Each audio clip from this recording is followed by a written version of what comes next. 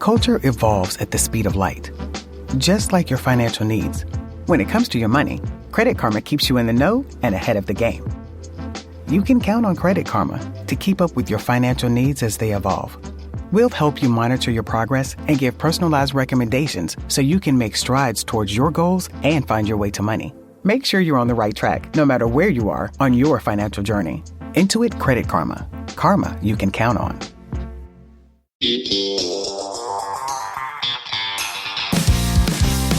Hey guys, welcome back to When Reality Hits with Jax and Brittany. Okay, well, it's been a minute since I've been here. A lot has gone on. Well, I guess let's just get into it. Yeah, a lot has gone on. That's for sure. I mean, everyone listening, I'm sure has heard already that, back in July, I checked myself into a mental health facility. I was in an inpatient facility for about 30 days. It was a very, very scary step for me. And, but it really, really needed to happen. It's something I've been holding on to for many, many years. Gosh, this is going to be tough to say. So I was in an inpatient facility for 30 days. And, I'm sure we can all relate, it's all something that we have all gone through. I knew something wasn't right, with me, and I was really, really scared to find out really what it was. I've known for years that there's been something wrong, but I just didn't want to know. And well, during my stay, I kind of found out a lot about myself. I was diagnosed with bipolar disorder. I now have a little bit better understanding of my mental health struggles. I've been put on some serious medication that's actually been helping me out a lot. And, in time, I'll definitely speak more about it openly. But right now, I kind of just need to, deal with this process. I'm doing a lot of, reading up on it and research on it because this is a serious, serious disorder. And I know a lot of people out there are going through this kind of thing. And, I want to hear from other people. I want to talk to other people about it and how they deal with it.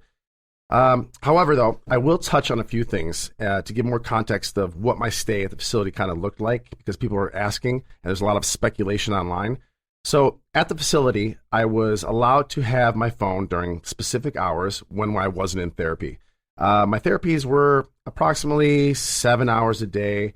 And I was allowed outside the facility for an hour each day. So I would go to the gym. I was accompanied by a nurse. And I would go to Crunch every single day, probably, I think, for an hour. A driver from the facility took me and chaperoned me the whole time. But every facility has different rules. And this one allowed me to, like I said, use my phone, when I wasn't in therapy. So those 30 days were an incredible experience. My days were very, very structured. I realized that's something I really needed in my life, some structure. I woke up every morning. I had 4 to 5 eggs for breakfast. I had some oatmeal, took my medication. I was at the gym by 8 o'clock. And then I would be back, around 9:30, 10 o'clock for my therapy sessions. And I would do that usually for about 7 hours, So, but just because I went to the facility for 30 days definitely doesn't mean I'm coming out cured or changed man by any means. Although I wish it did work that way, I will not say I'm a work in progress because I think we can all agree I've said that online way too many times. However, I am committed to trying to be a better version than I was yesterday. Small steps, trying to, use coping skills I was taught in therapy, trying to get through the day.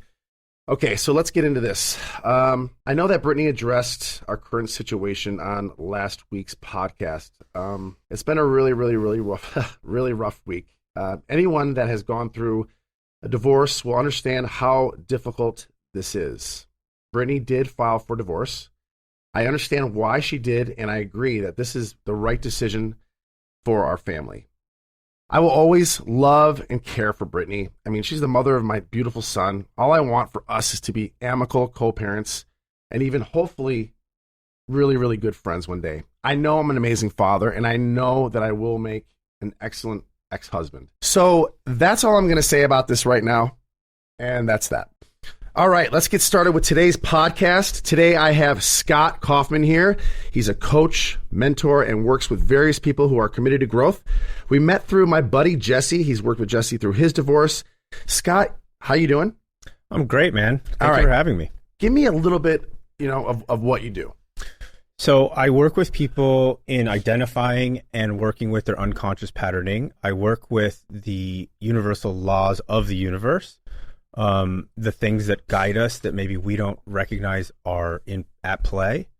The understanding of the laws of attraction, the laws of vibration, understanding the laws of impermanence. These are really important as you're going through your process to understand how to let things go, how to embrace new things, how to create space.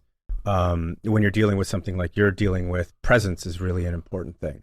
Learning how to get present at the drop of a hat, learning how to meditate, learning how to understand that you're the creator of your thoughts and that the world's not happening to you, but you're actually creating your life. And it's really important when you're dealing with the feeling of when you're getting amped up, as you have been diagnosed bipolar, how to ground yourself, how to create situations where you're being held accountable, understanding that you can only grow as tall as your roots grow down. And so working on growing your roots down is really important, and being held accountable by people who really care about you and are actually working towards your best as you are then working towards their best is really a valuable thing. And a lot of people just don't know about it. They don't know that these things exist. I've always known there was something wrong with me. Like I've always known, but I'm one of those guys. I'm like your typical guy, you know. I don't want to go to the doctor. I don't want to know what's wrong with me. I know there was something there, but I just didn't want to know. And I think, I mean, it was always like, I could be depressed. I could be sad. I could be bipolar. I could just be crazy. You know, I knew I was a little bit of all these. And I think, you know, I always told myself, yes, I'm going to go get checked, or I'm going to go get work done. And then I'd let a couple weeks go by, then I'd have an episode, and then I'd be fine for a couple weeks, and I'd have another episode. And I can't get into too much, you know, what's been going on lately, but it's been happening a lot more, where my anger is a huge thing for me. I just spiral, and it's unfortunately, it's been taking a toll on my marriage. And that's obviously why we've come to what, you know, has happened here. I just have these anger issues, and it's not even about my wife. That's the crazy part. It's just whoever's in the line of fire. And actually, well, I mean, unfortunately, you know, my wife is the one that I come home to every night, you know? So if something angers me throughout the day, whether I go to the grocery store or whether I go to, you know, to my bar and something's not happening, or I just get angered, I don't deal with it right then and there. Mm-hmm. I take it home with me, and then I take it out on my wife. And it has nothing to do with her. You know, all the arguments that we usually have 90% of them have nothing to do with her. I'm angered about other things going on in my life, and I take it out on her. And, you know, unfortunately, she's had enough, and I don't blame her at all. I mean, I can't believe she's been with me this long that we've stayed, to be honest. I mean, you know, and and when she decided to leave, I was kind of in shock. I shouldn't have been in shock, but I was in shock. She's like, I got an Airbnb, I'm out of here. And I'm like, okay. And then people were coming at me like, why did you leave? Like, she got an Airbnb and just took off. I had no idea she was even doing this. So people were kind of giving me a hard time about that. Like, why didn't you give her the house? I definitely would have. And now I have. I moved out. Right. Yeah, so I moved out, got my own place, which is weird. I haven't lived on my own in 10 years. Mm-hmm. But I'm just still, like you said, I've been working with you. I just started working with you, actually. And you work with my friend Jesse, and you have filmed on our show. And it was really eye-opening. Man, I got really emotional. I think I've cried more in the last 8 months than I've ever cried in my life. And it's tough. It's important that we recognize that people are only ever operating from the state of consciousness that they're employing. So when you're angry, you're operating from that place. But if Brittany's not operating from that place, it can be really jarring. Right. And she's not an angry person. That's not her nature. Right. So we're like yin and yang. And I'm just so go, and do this, do that. And she's very chill and relaxed. And I think she just had enough. And like I said, I don't know if it's the pressures of what I do for a living. It's gotten worse over the last, I would say, since I left the show Vanderpump Rules. Mm-hmm. And then obviously COVID happened. My wife was pregnant, lost my job, all these pressures, you know. Then I had resentment towards her. I didn't know what we were going to do financially. And then, you know, I lost my mother and my father at the same time. My mother's still alive, but I haven't spoken to her since my father's funeral. Right. I grew up my childhood was nice on the outside, but looking back, my parents they went at each other a lot. Mm-hmm. They went at, and then they hit it by taking us places or buying us stuff. So, I think I grew up in a household that was a lot of tension, a lot of anger. So anger is an unconscious pattern. That's my drug. My drug of choice is anger. Like It gets you high. It gets me hot. Yeah. I thrive in chaos. Well, it gets you high. It gets me high, gets me hot, gets me all these. Like I need the chaos. I don't know if I need it, but when I'm in it, I hate it, but I crave it. And I self-sabotage. Mm-hmm. Every time things are going well, Mm-hmm. I'm like, something's going to happen. I have to sabotage this. Things shouldn't be going this well. Why do I do that? Well, because I don't know that you have ever set up the question in your mind of what do you want to create your life to be? I don't know. I don't know. I'm like, is this it? I don't know. Like I haven't been happy. The last time I was happy was when my son was born. That's incredibly scary to me. That was the last time I was happy. And then before that, couldn't remember. But most people that aren't doing a lot of work on themselves or don't live in the question of, if I could have it all my way, how would I create my life? Because most of us live by the understanding that life is happening to us and we're just reacting to life as it happes to us. But I'm just going through it. Right. I'm just going through the motions. Right. But remember, Jax, you're writing the story. You're writing the story. So the responsibility ends up lying on you. This doesn't make you wrong. When you said something's wrong with me because I'm bipolar, that's not the truth. The truth is that you have a different opportunity than other people do because you're faced with different challenges that other people have, and you get to overcome that. And because of the situation you're in, you get to be a model of how to work through that. So it's not a thing. It's not something's wrong with you. It's very easy to fall into a victim place when you get a diagnosis of something that's pathological. That's one thing I don't want to do. I'm not trying to play the victim here. I'm really not, and I don't want it to come off that way. I've been this way for a very long time, and I'm finally just learning how to deal with it, learning how to be on the right medication. But like I said, at 45 years old, I'm learning new tools at this age, this part of my life. It's tough. It's tough to restructure, to rebuild who I am. Yes. So I have this house, this frame. I think we talked about it. Like I'm rebuilding it. Yeah. And I'm learning different steps. I'm learning different.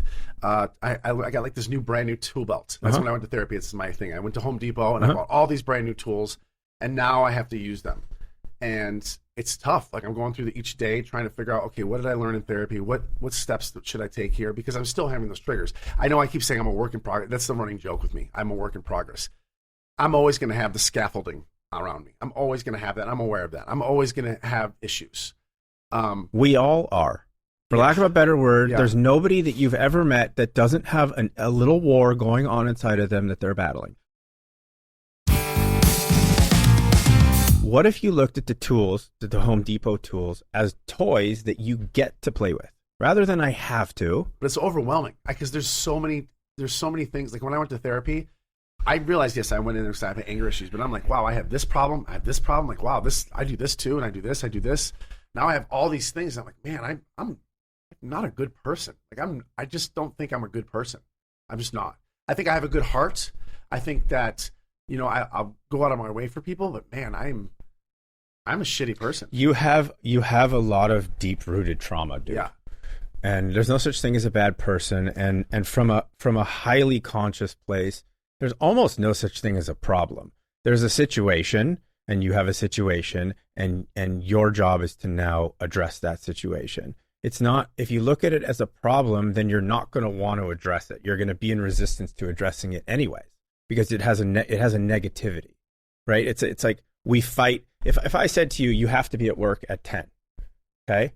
There's a negative connotation in I have to be at work at 10 because you're obligated to be there, and you're going to resist that because you're an angry dude. Right. So you're going to be like, fuck that. I don't want to be there at 10. Right. Fuck that. Okay, we're all going to be meeting at 10. You in? Sounds a little different. Yeah. Right? Yeah. Well, this is the dialogue that you get to change inside of you. You get to become a camp counselor to yourself. Right. As opposed to a bad manager, which is what you are now. You're a mean manager to yourself. I'm mean. I'm angry. I wake up angry, and I've already set myself, because in my ways, in my head, I wake up that way and I'm going to have a bad day. And if you tell yourself something, then that's what's going to happen. Well, and also, let's be fair to you for just a moment. You operate in a world where everybody has a microscope, a telescope, and a looking glass on you, and they've pathologized you as the bad guy. I've been the bad guy, quote unquote villain, right? For a very, very long time. Right. That's how I made my living. Yeah. And it's, I've been successful at it, but I've also been punished for it. Well, you identify as it. You forgot to identify as Jax. You identify as Jax. I don't know who that person is anymore. Okay, so why don't we go on a mission, a fun mission, to learn who that is, the new you, create a little neuroplasticity, start to change some belief systems, and begin a new process of, what if I wasn't the villain? What if there was a redemption story? I just don't feel like anybody would like me anymore. Who cares? What if you liked you? I've said this to you before. I'm so used to being the lead singer of the band. And that's kind of what I say. I would love to be the backup dancer, the bass player, the triangle guy. I'm tired of being that. I always make a joke. I'm tired of being the number one guy. I always used to say, because I feel like if I'm not that person, then I feel like people will fall off and they won't. Like, I feel like I have to be the life of the party all the time, and it's exhausting. Jax, I want to tell you something. There's no room that you go into that eventually you're not going to end up at the top of the room. That's who you are. Accept that. Yeah. Don't fight that. I try. I was like, I don't just fight wish it. I could just sit back and not say anything. I wish I could just sit in the corner. It doesn't matter. It's an energy. An alpha is an energy, and an alpha almost always comes from trauma. When you look at the alphas of the world, I can go point to a traumatic experience that put them in that place. Now, the thing is that you're operating from, I want to be happy, and which means that you are looking for external validation and gratification. So that looks like people telling you that you're good, people telling you that you're bad, people telling you that you're this, going to the bar and having conversations that people are like, oh yeah, I know that guy. That guy's famous, right? This is external validation. Okay. Alcohol is an external validation. It's outside coming in. Okay. The thing about external validation and using that to create happiness is that it can always be taken away from you. So you actually are living in the fear of losing it, not even the joy of having it, right? So hope, right? The opposite of hope is anxiety. Hope is a frontward projecting thing, right? I hope this will happen, but underneath that is I'm scared it won't. You see that? Yeah. Okay. So your job now, the new Jax, would be to cultivate joy, which is a context, which is a way of being, not happiness. Because if you continue down this road of happiness, you're going to be living in fear. Now, the two root feelings, the primary feelings of anger, are sadness and fear. So when I see someone who's angry, my question is, why are they so sad or why are they so scared? And so that's the work, is getting vulnerable and honest with why are you, Jax, so sad and so scared? Because that's where this is coming from. And I on paper, I got it all. I had a beautiful home, beautiful wife, beautiful child, money in the bank, cars. I look like I have it all. I had my dream home. My first house I ever bought was my dream home. I had it all. And I was never satisfied. I'm always looking for the next best thing. Right. I'm never living in the moment. I'm never at peace with myself. And then, I never wanted to do anything. That's the thing with external. I just couldn't fucking be happy. That's the thing with external validation. What ends up happening is you buy a dream home, and then you have the dream home for like 2 or 3 years, and everybody comes over and you're like, oh, look at my dough. That's what I did. I love having people over. Look at what I have. I barbecue. Look at my place. Yeah. I want to show it off but to everybody. 3 years later, it gets boring. It gets boring. And then you got to add a pool. And then you add the pool. And then you 3 years car. later, and then you got to get the car. And then you got to get the back house. Yeah. Right. So now I'm tired. It's never ending. It's never ending. And then this is what happened with my marriage. Okay, it's never ending. Now what? Right. Okay, we got the beautiful home, we got the marriage, we got the kid, and now I'm not content, and now I'm going back to being sad again because we keep going back. Because you're chasing dopamine. What am I chasing? Why can't I just be happy? You're chasing dopamine. With what I have. Because you're not cultivating joy from the inside out. Real joy is an inside out job. Happiness, which is an outside in job. So you can have all the cars in the world. How many people you've seen, people in your position, celebrity people, have everything, and they walk around and you can just look at their face and be like, that guy hates his life. Yeah, a lot. And before I got into this world of reality TV, I always just look at celebrities and this, I'm like, God, how could that guy be depressed? Or how'd that guy kill himself? Or how does that guy look like that? And now I'm nowhere near those guys, but I'm on that same platform. Yeah. And now I'm like, I get it. I fucking get it. Yeah. Like it's misery. The more you have, the worse it is. Mm-hmm. It really is. Mm-hmm. Like I make fun. I talk to my buddy Tom Schwartz and Tom Sandoval all the time. and we used to all live together in an apartment, living paycheck to paycheck, sleeping on a couch. I was happier having nothing. I was sleeping out of my truck at one point. Because you had a dream. And I had a dream, so much dude. happier. I say this all the time. I'm like, God, we were so much happier. I mean, yes, we have it all. We're very grateful, and I can do whatever I want. I can go wherever I want. But fuck, weren't we happier when we didn't know what we were going to eat for dinner?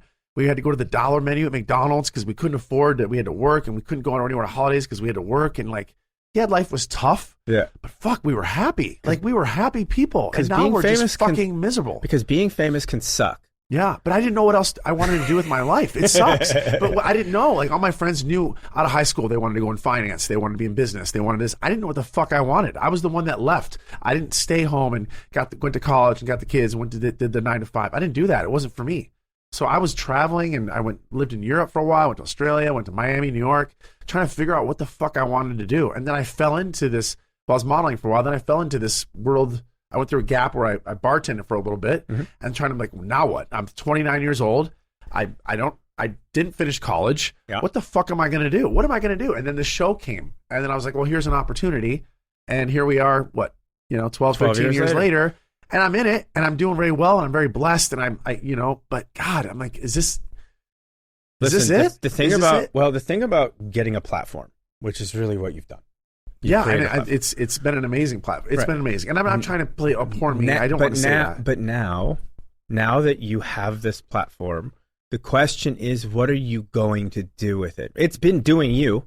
It's been doing me pretty well. Yeah, it's been doing me. But I really, after going to this facility and talking with you, I want to change that. I kind of want to go into like helping others and finding more about the disorder that I have, and maybe, taking a different path and maybe helping people that are younger going through this so they don't have to deal with this and figure out what they have at 45 years old, finding out what they have at 30 or 20 or whatever, and saying, hey, try this instead so you don't end up like me at 45. Real easy to say, real hard to implement. It is hard, but it makes me feel good. Like, talking about this, having you here, talking with you, like, it really makes my day. And it's emotional, and I like it, and I like to cry, and I like to feel this way. Yeah. Because I've never done it. I grew up in a world where men don't cry. We don't face our problems. Like I said, we talked about this earlier. Mental health, it hasn't really been talked about, especially for men until the last 5 years. Men, in my life, we just don't. You grew up at the same time. We did not talk about it. My dad said, shut the fuck up, deal with it, and move on. Like, it just wasn't, not because my dad was a bad person. His father did that. Yeah. And I want to break that cycle because I do not want my son to grow up in that world. I want him to be like, Dad, I'm having an issue. I want to talk about it. But we didn't do that. We got to break that. Okay. And I want to be the first to do that in my family. Okay, so this is how you heal generational trauma. So my dad was a lawyer, and he was miserable. And he told me, if you ever go to law school, I will disinherit you. You're out. And so I ended up, for a similar thing, I had a gift of sales, and I had a gift of connecting with people. So I ended up working at a car dealership, and I was just killing it. Yeah. And I was the most miserable person you could have ever imagined. There are jokes. People used to call me Diablo because I was so miserable, and I was taking it out on everybody I could. And I was like the top guy in the world, or whatever it was. It was a big deal but I was so miserable that I had a business partner, and I had to leave the office that we shared and sit in basically a closet so that I wouldn't be around the energy of being in a car dealership. Because as I broke out of the unconscious pattern, I became more sensitive to the energy around me, and I started to recognize that. Eventually, I leave the car dealership during COVID, and I start coaching, and I had been working towards it for a long time. I had been on a really crazy journey because I had had a headache condition, and I was really close to hurting myself. And I got into a lot of deep meditative psychedelic work, and I just started to focus on what's really important. And the question started to show up: what's really important? Did you find this out yourself? Did you have a moment? Was there some kind of obviously? Was there an aha moment? Did somebody say something to you, or did you just say, I can't do this anymore? Well, did something happen? Was there something that happened like me? I actually got laid off. It was interesting because my partner and I sold an ungodly number of cars a month, but I sold more of the cars and he sold cars for more money. And it was right at the beginning of COVID, and everybody kind of knew there's going to be no cars for a year. Right. So they're like, we're going to keep him. Because ultimately, together, we cost a lot of money for the dealership to keep employed. So they laid me off, and then there was back and forth, and there was a back and forth, and all the things. And I took 6 months, and I really went on like a journey, like a real journey. And I would go on a hike every day, and then I would go to the driving range, and I would just hit golf balls, and I would hit golf balls till my hands bled. Can I ask you, were you married at this time? Yes. And did your wife know you were going through this? And did you have to set her aside and be like, listen, I'm going through something. Be patient with me? She was completely supportive. Because she also saw how miserable I was, and that I was there. Basically, was it causing some friction in your marriage? Of course. How could it not? Right. But what ended up happening is when this happened, I had a paradigm shift. And the paradigm shift was I was working, when I was at the dealership, I was working for status and money. Right. That was my driving force. That's every man's driving force. Until this started to happen, and it started to happen years before, and it started to change into impact and scope of impact. So how can I make an impact in the world, and how big of an impact can I make? And when it went to impact and scope of impact, and then I had faith that the money and status would come if it was to come, and if it wouldn't, it wouldn't. So there's a concept that was written in the Bhagavad Gita, which is the pre-Hindu Bible. It literally is a guidebook for life, how to live your life. And there's a concept called karma yoga. And karma yoga basically means do what you're going to do to the absolute best of your ability with no attention on results, and the results will come and they'll be what they are. And if you operate from that place, you will always end up in a good place. That's basically the guide to the working man. And if you are attached to status and income, aren't you a slave to status and income? Yes. But yes, it's just, we live in Hollywood, right? We live in a world where it's it's fast. It's just, everyone thrives on money and success, and that's what's ingrained in our head. How's that working? How's that working out? Look at me. It's not working out. But it's not just you. Look at Hollywood. We thought that for so long. Yeah. But that's the status. Making a lot of money, being successful. That's the status symbol, and that's how you're looked at. And then now you get there, and then you're like, this is not what I fucking want anymore. Like this is misery. This is absolute misery. But why does everybody want this? Well, because here's the interesting thing. So my attention is status, or is income and scope of income. I'm now sitting here with you. Yeah. With however many hundreds of thousands of people are going to be watching and listening to this thing. Right. Okay. How's it working out? I mean, we're making an impact. It work. I think this is the first time I've done a podcast where I'm truly enjoying myself too. And we're making it work, and I'm really, really happy to be here. Now I come in and I talk about stuff on TV and whatever, but I feel like we're actually, ever since, I don't know if it's, the world's coming together. I don't know if it was a sign from my father, but I feel good. I feel good when I talk to you. I feel good when we talk about these things. And I think more men need to talk about stuff like this. Yeah. There's a shift. There's a huge shift going on, I think, in the world. The world's a different place right now. It's very hard to live here. It's very hard to be on this planet. The world's very small with social media, the way the world is. There's more catastrophic events that happened in the last 5 years than ever in the world, which creates a lot of pressure. Huh? Sure. It's pretty wild. Yeah. I mean, we're constantly dealing with every week politics, how the world's run. It's just everybody at each other. The country's 50-50 divided. We could go to war at any time. It's a really stressful time. Inflation. All this is going on. But all while it's the best time in the history of the world to be alive. You don't have to cook. You don't have to hunt. You don't have to do anything. But you got to make money to have all this stuff. But the actual of living. Yeah. But by the way, this is part of if not all of the reason this is happening is because life is too convenient. And it gives us a lot of time to live in our heads. If we were out hunting for our dinner, would you be thinking about your problems, or would you be out hunting? We'd be out hunting. Well, so that's the point. Is that when life gets too easy, it's our job to synthesize challenge, and you do a pretty good job of it, right? You go to the gym. I'm assuming I need structure. I have to have structure. You have to synthesize challenge. If I derail from my structure, if I don't get up in the morning, make my bed, have my cup of coffee, go to the gym, take my son to school, check my emails. I have to have that. And if I don't have that, then I go off my rails. Okay. But the medicine. The medicine is structure and accountability. Yes. So but now it's up to you. So when you go into a cold plunge and you do it for 3 or 4 minutes and you're freezing your ass off. Right. And you're like, I don't want to do this. I don't want to do this. This sucks. I hate this. Yeah. But then you do it. And you come out the other side. You're telling yourself, I can do it. I'm a winner. When you say, I'm going to hold myself accountable and you do it, you're saying, I can do this. I'm a winner. When you don't want to, it's the thing you don't want to do that you do, the thing that's good for you that you really don't want to do, but then you do it. You begin to, it's called neuroplasticity. What you begin to do is you create new neural pathways. And when you create these neural pathways, that then can lead to my diet changing, can lead to, okay, now I'm going to add the sauna. And now I'm going to add, a morning routine where I do 100 push-ups, 100 air squats. And now I've got dopamine for, the first 6 hours of the day. I recognize that dopamine's now leaking, and now I'll go back in the cold plunge. I'm going to get myself through to the night, right? And you just keep doing this, and you keep doing this, and you keep stacking wins on wins on wins. The thing is that we become short-term. We think that this is going to happen in a day.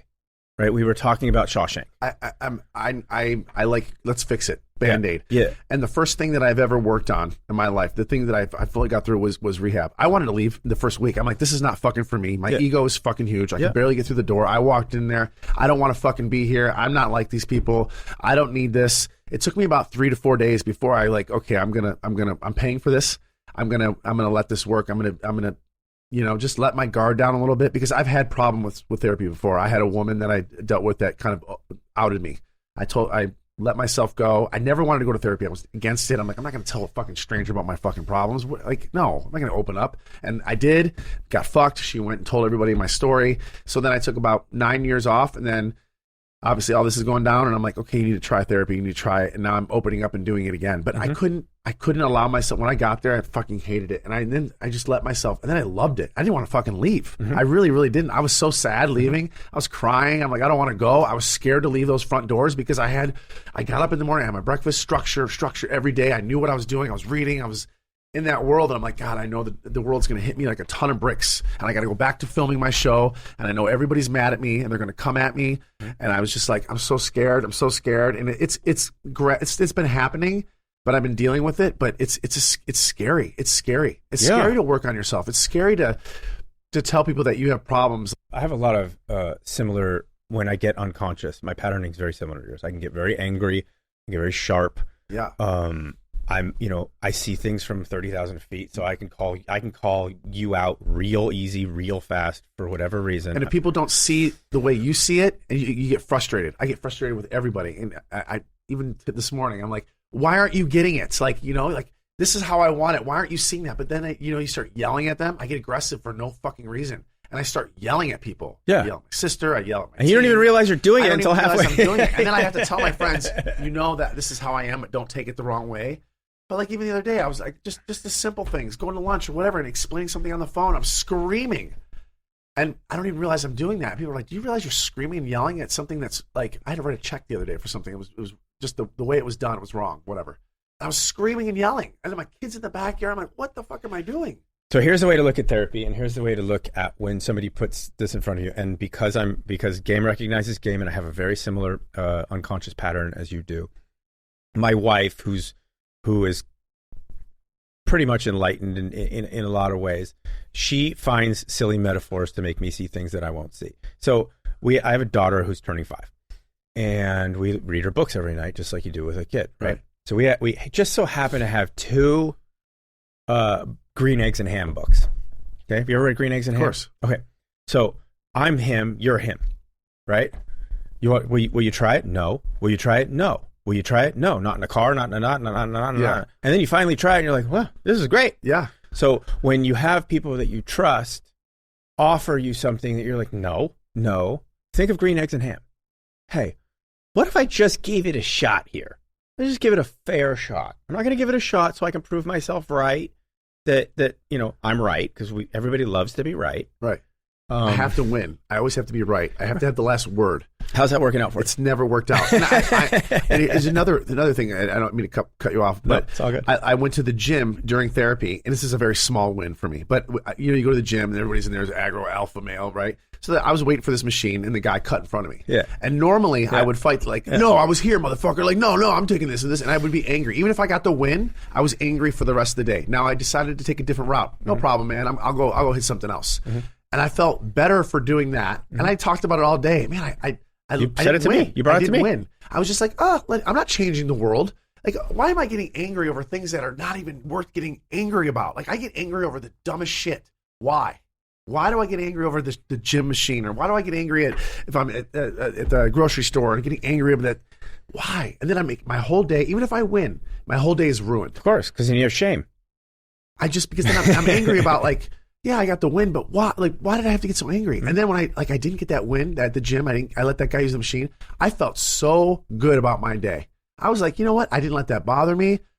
My day was even better that I got the loss. I don't even want to call it a loss, but I just didn't let it bother me.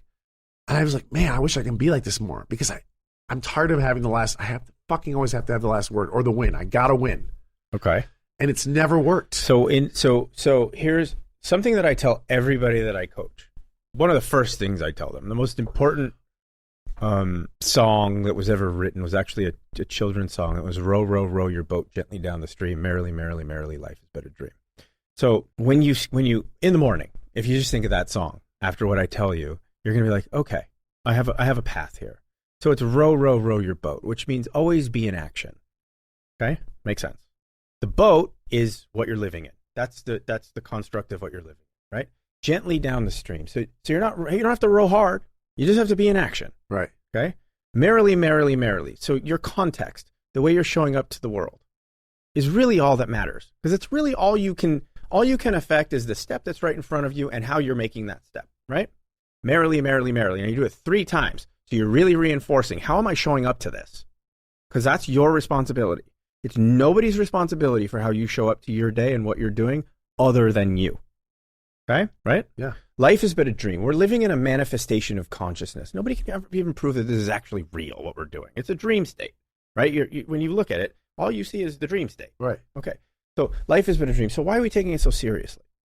You know the quote, "Don't take life too seriously, you'll never get out alive." We were just talking about National Lampoon, right? Van Wilder. It's a quote. It's a real quote, but it's also Van Wilder, right? So it sticks. Don't take life too seriously, you'll never get out alive. Yeah. Just think about that. You're headed to a grave. Yeah. What are we doing? Yeah. It's I know. You're right. I just So let's have some fun. You have a platform. Let's have some fun and help some people. I'm learning that now, and I'm finally at 45 years old. I'm finally starting to figure out, like, this is what I think this is what I want to do. Like, I was just, like I said, I'm going through the motions. I'm on a television show. I own a bar. These are just things that I was like, okay, these are happening. These are jobs. They're way to make money. But I'm never happy. I'm really happy talking about this kind of stuff. Mm-hmm. Am I good at it? No, but I love talking about it. Mm-hmm. And I want to be involved in this more. I want to research it more. I want to talk to people more. Mm-hmm. I really enjoy this. Like, I'm even thinking about, starting another podcast about it, like mental health and other men dealing with our issues, because it makes me feel good. I'm finally doing something that makes me feel good. Yeah. And I feel like you're in the same boat. You were going through your situation during COVID, and then you got into this. Now, how much of a different person are you now that you took this different road, this route? So, and you still do the cars thing, right? So I do the cars thing. I broker cars. So but now you do this on the side as well. Well, my main job, so I can sell a car in about 12 minutes. Right, you sold me one. In like 12 minutes. Literally. Yeah. He literally sold me in my truck in 10 minutes. Yeah. So that doesn't take much time. So I focus my energy and my efforts on helping people.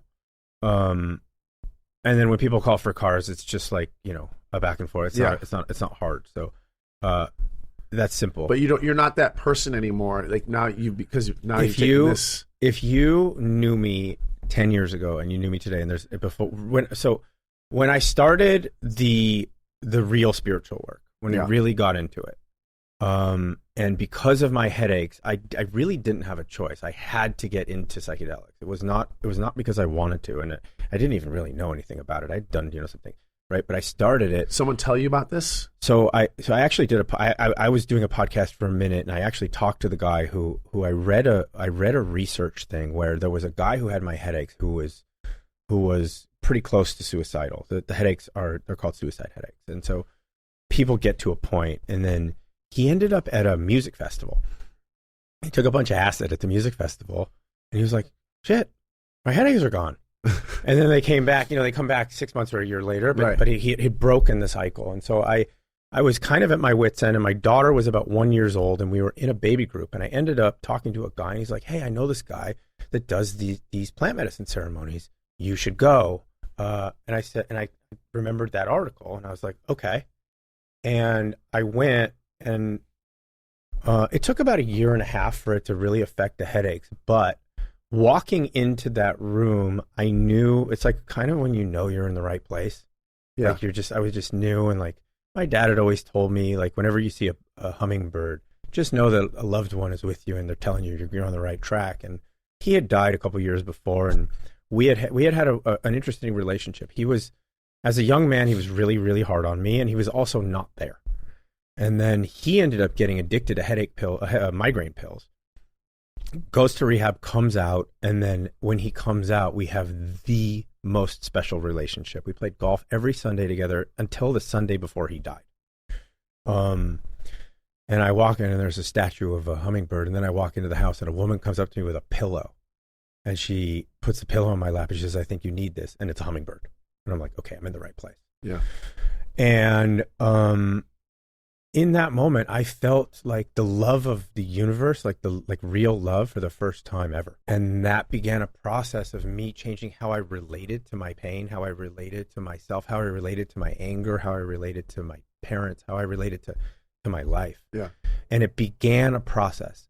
And because of the way my headaches worked, I've gone once a month ever since. And if you knew me when I started and you knew me today, you'd be like, A, you physically are a completely different person, and B, you're unrecognizable. And it's not about medicine. It's about being held accountable. It's about getting real with people. It's about what you're talking about, turning you on, is the vulnerability. It's about that. It's not about drugs. It's not. No, for it's me. not. It's never about alcohol and drugs. There's other stuff that, that's bothering you. That's why we go to that. Drugs and alcohol are never the problem for anybody. We're going through something, and then we use that to obviously cope or, numb what we're going through. And that's with me with alcohol. Like I'm angry, so then I drink. And obviously that makes it more, but alcohol's never been the problem for me. Well, and the thing about alcohol and so there's certain drugs that are running from. You're running from discomfort, right? When people start drinking, because it numbs it. Like right. you don't forget about it, and you become a different person, and then it's obviously worse the next day. But in that moment, you're fine. Sorry, wrap it up. Okay. So yeah, in that moment, you're fine, and you're okay, and yeah. But well, some of them are running from, and some of them are running to. And when you're doing something like what I do, it's very clearly and it's ritualized in a way that's the other. Yeah. I don't drink. I don't do drugs. I've dabbed. I've done my shit. Right. I drank for a long time and it was a problem. Yeah. And my wife brought it to me and I stopped. I got, and we have to wrap up, but the thing is that when you recognize that you have something to look at it. Yeah. And call other people in to help you. Yeah. We can't do this thing alone. No, we can't. And I'm asking everybody right now, and I know we're running out of time here, and I'd love to have you back. Maybe we can do like a once a month thing or something like that. And check in. I would like to get more into like relationships next time. Yeah, because that's kind of been a huge issue, and I like to rebuild some of them. I like to even try to fix things with Brittany. But anyway, I just want to say thank you so much, Scott, for being here. You're helping me out a lot, and thank you for selling me my truck, by the way. Okay. I love my new truck.